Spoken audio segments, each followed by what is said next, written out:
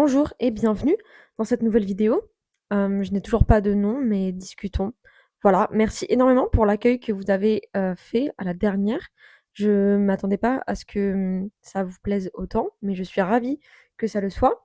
Aujourd'hui, on parle d'un sujet un peu différent et en même temps pas tant, mais un sujet que j'ai beaucoup moins préparé parce que ça requiert plus de juste mon expérience personnelle et de ce que j'en pense personnellement plutôt que sur des faits. Aujourd'hui, on parle des relations et plus particulièrement des relations dites sans attachement et comment elles mènent à notre individualisation. C'est insupportable. Voilà, c'est insupportable. Nous ne sommes pas faits pour être dans notre individualité comme ça. On est fait pour être en société, en groupe. Bref, commençons. Je pense que je devrais faire un petit générique. Et en même temps, j'aime bien le fait que ce soit très plat, comme ça. Bref, commençons. C'est assez marrant que je sois la personne qui rage un peu sur les relations qui sont dites sans attachement parce que avant j'étais de cette team-là. J'étais de la team non, moi je ne veux pas de relation où on s'attache, je ne veux pas me prendre la tête, je ne veux pas. Voilà. Et là je suis en train de faire une vidéo entière sur le fait que c'est très mauvais pour nous. J'ai changé de team. J'ai changé de team, j'ai retourné ma veste, mais comme on dit, il y a que les idiots qui ne changent pas d'avis pour être polis. En fait, j'ai eu plusieurs expériences et aussi j'ai vu des choses sur les réseaux, etc., qui m'ont fait un petit peu gamberger. Et en fait, je me suis rendu compte que ça n'avait pas de sens. Ça n'avait pas de sens de dire je veux une relation où on ne s'attache pas. Les deux ne vont pas ensemble. Le mot relation et le mot attachement, enfin sans attachement, ne fonctionnent pas ensemble. Puisque une relation, c'est une connexion avec quelqu'un. Comment voulez-vous vous connecter à quelqu'un s'il n'y a pas d'attachement derrière? Ça n'a pas de sens. Et donc, j'ai creusé un petit peu la réflexion et je me suis dit, en fait, vouloir une relation sans attachement, ce n'est pas vouloir une relation, c'est juste rester dans son individualité et juste rester avec soi-même. Ce n'est pas créer du lien avec l'autre. Donc, au final, il y a quelque chose de très égocentré dans le fait de vouloir ce type de relation. Et attention, une relation où il y a de l'attachement ne veut pas forcément dire une relation sérieuse avec un couple, mariage, bébé, enfant, le chien, la maison. Non, ce sont pour moi deux choses différentes. Mais je pense fondamentalement que même si on veut une relation dite pas prise de tête, il faut quand même vouloir une relation où il y a de l'attachement parce que c'est humain. Et en commençant une relation avec quelqu'un, peu importe le type de relation, vous allez forcément créer de l'attachement. Parce que c'est comme ça qu'on est formé, en fait, j'ai envie de dire. Je sais pas si c'est le bon mot. Je pense que on est créé comme ça. L'humain est fait pour créer de la connexion et de l'attachement. Et je pense que c'est comme ça qu'on grandit et qu'on apprend à vivre. On vit en société, littéralement. On ne vit pas chacun dans notre petit coin. Et du coup, j'ai aussi creusé le pourquoi est-ce que actuellement on voulait autant peu de relations sans attachement.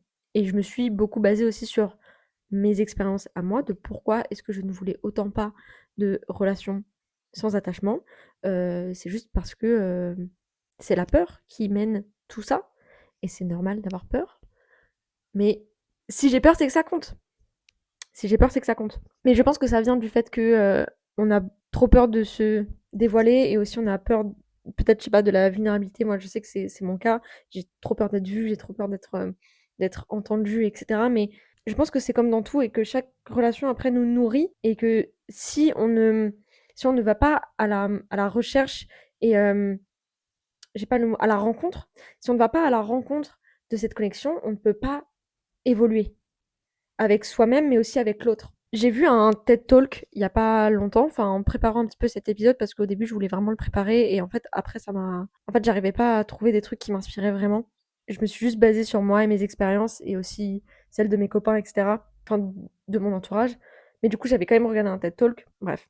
Et en fait elle parlait justement du fait de se connecter aux autres et que souvent elle refusait la connexion avec l'autre parce qu'elle n'arrivait pas à se connecter à elle-même et qu'elle refusait elle-même ses propres émotions et ses propres sentiments.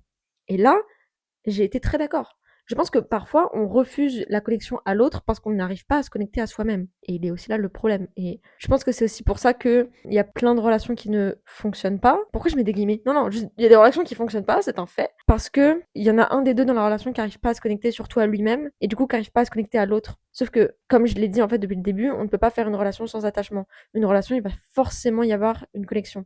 Il faut qu'il y ait une connexion pour qu'il y ait une relation. Sinon, juste, il n'y a pas de relation. Mais du coup, je pense que si on n'arrive pas nous-mêmes à être connectés à soi, on peut pas se connecter à l'autre. Et du coup, ça crée un moment un déséquilibre parce qu'il y a quelqu'un en face qui est en train de se connecter à nous et nous, on refuse cette connexion, cet attachement parce que ça voudrait dire qu'on devrait être connecté à soi. Mais parfois, c'est difficile de se connecter à soi parce que ça veut dire qu'il faut remettre un peu en perspective nos peurs, nos envies, nos besoins. Et c'est dur. Récemment, j'ai eu une relation qui n'a pas fonctionné. Je pense pour ce schéma-là.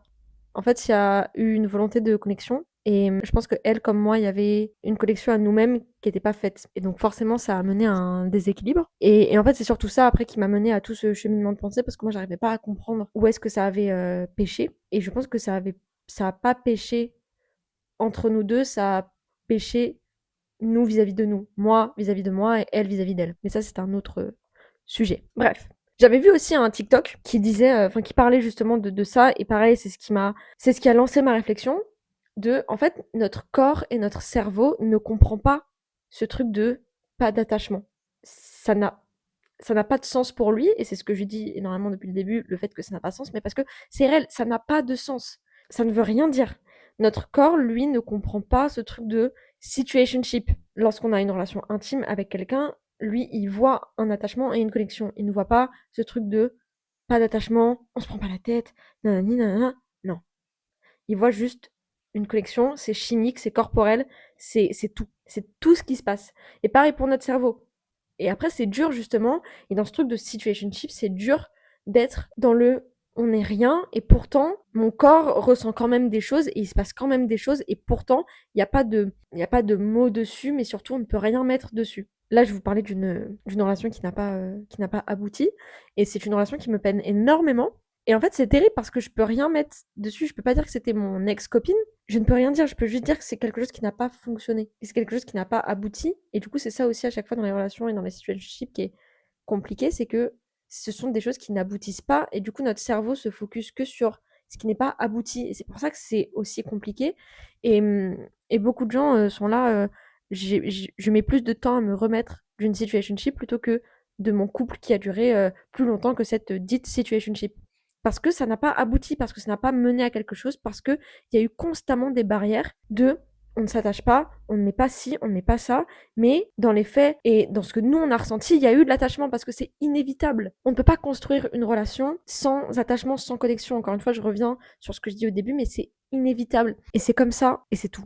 Je pense que c'est aussi ce qu'il faut accepter et je pense que toutes nos relations seront forcément mieux menées si juste on acceptait que chaque relation nécessite une connexion et un attachement et ça n'engendre pas forcément quelque chose de sérieux ou quelque chose de oui, de sérieux. Je pense qu'il ne faut juste pas refouler l'attachement. Et encore une fois, je pense que ça vient de soi. Et c'est un changement et c'est une décision qui vient de soi, de se connecter et se comprendre nous-mêmes avant de vouloir se connecter à l'autre. C'est un peu aussi comme dans les amitiés, je pense que pour être ami avec quelqu'un, il faut se connecter à l'autre, mais ça demande aussi de se connecter à soi. Évidemment, dans les relations romantiques, c'est plus compliqué parce que ça demande, je pense, peut-être une intimité émotionnelle un petit peu plus haut placée qu'il n'y a pas dans les relations platoniques. Mais du coup, il faut savoir où est-ce que nous, on se place vis-à-vis de nous-mêmes, quelles sont nos envies, nos besoins, qu'est-ce qu'on a envie de dévoiler, qu'est-ce qu'on n'a pas envie de dévoiler, qu'est-ce qu'on a envie de savoir de l'autre. Je pense que aussi, ça mène à beaucoup de curiosité. Il faut être curieux de l'autre. Et je pense que dans les relations qui sont dites sans attachement, etc., ça enlève cette curiosité de l'autre.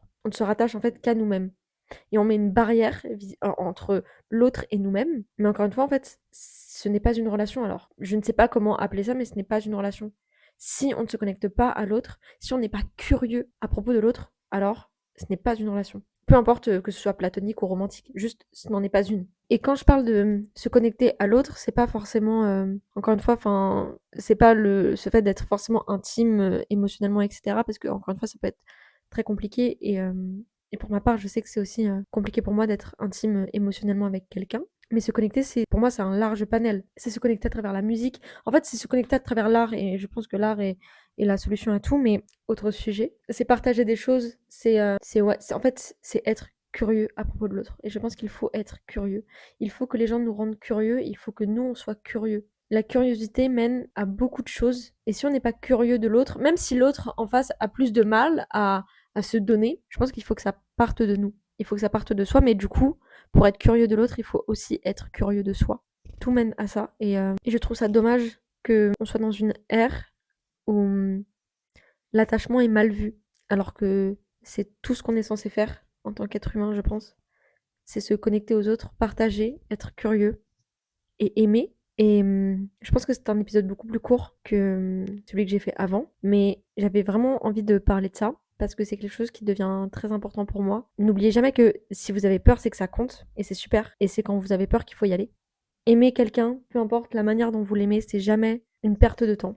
Loving is never a waste, and the one who is in love always wins. Celui qui est amoureux gagne toujours. Celui qui aime gagne toujours. Et je dis pas que ça va être dur après, hein. Et que l'attachement, évidemment, ça a ses qualités et ses défauts, mais comme dans tout, le monde n'est pas binaire. Il ne faut pas être dans cette binarité. Ce n'est pas manichéen. C'est un tout. Et c'est pour ça que c'est beau. C'est parce que c'est tout. Donc, prenez le temps de créer de la connexion. Soyez curieux et ne rejetez pas ce que vous avez à donner ou ce que vous avez à recevoir. Voilà. Merci d'avoir écouté. Moi, je vous dis à la prochaine. Je vous fais plein de gros bisous. Prenez soin de vous et à bientôt. Et bravo les lesbiennes. Bravo les lesbiennes. Voilà. En plus, c'est la Visibility Week cette semaine. Donc, Happy Visibility Week to all my lesbians. Voilà. Soyez heureux. Soyez lesbiennes. Bisous.